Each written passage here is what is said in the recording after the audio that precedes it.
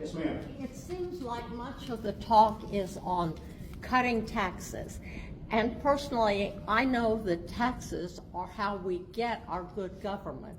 And my understanding has always been that government is to do things together that we cannot do separately. And of course, my soapbox has always been public education, not tax credits to private schools, not parochial schools. And so I can't let this morning go by without saying, if we have enough money to offer tax credits, let's invest in our teachers. I'm a former teacher, and I know how important teachers are. And I know for years I've been on this soapbox where I say, and I remember the people coming back and talking from the legislator and saying, well, when our schools improve, we will put money in them. Well, I personally think we put our money where we think it's important to put it.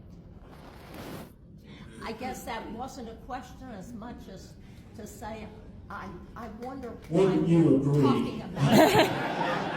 That's how we do it in the House. Wouldn't you agree with what I just said? Now, I know, I guess what I'm saying is, why are we always talking about tax cuts, tax cuts? Thank you. It's not the only thing we talk about. It is uppermost in some people's minds right now, but you'll recall that we did do a significant teacher pay increase in 2018. We did another one just 2 years ago, because along with allowing for the parental choice tax credit, we also put another $800 million into public education, and we've done little things to try and retain teachers, incentivize teachers. Education is still the issue that's uppermost. It's just, as the representative said, we didn't know it was going to be education 2 years ago, and then it was, this year it's wind, and then last year it was the budget. So something sort of bubbles to the top each year, with the governor making such an emphasis on the tax cut is something we're talking about every day. But don't discount our interest in the other things. It's just that, just because it's not making headlines doesn't mean we're not talking about it on a daily basis. Money we're about is when it comes to education, I don't think we've probably gotten as much credit, because oftentimes is not the narrative. But we have given them pay raises. We did put a substantial more money than we've ever put in education in one fell swoop 2 years ago, the $800 million that the Senate referenced. And we're spending on average, I think, $14,000 per pupil in the classroom. I think now the question is, what do we do to get performance to increase?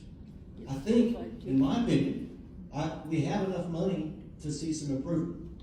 I think the improvements we need to make now in the classroom is try to get more of that money we've already appropriated into the classroom. Pay the teachers, pay that touches the students directly. And what can we do then to get out of the teacher's way? Because we have oftentimes made the mistake of asking our teachers in our schools to probably do more than they originally should have ever been asked to do. What can we do there that doesn't necessarily cost more money, but take some of the requirements and give them more support in ways that help them do their job? So I guess that's a long way for me to say, I don't think more money fixes the problem at this juncture. I think we need to continue.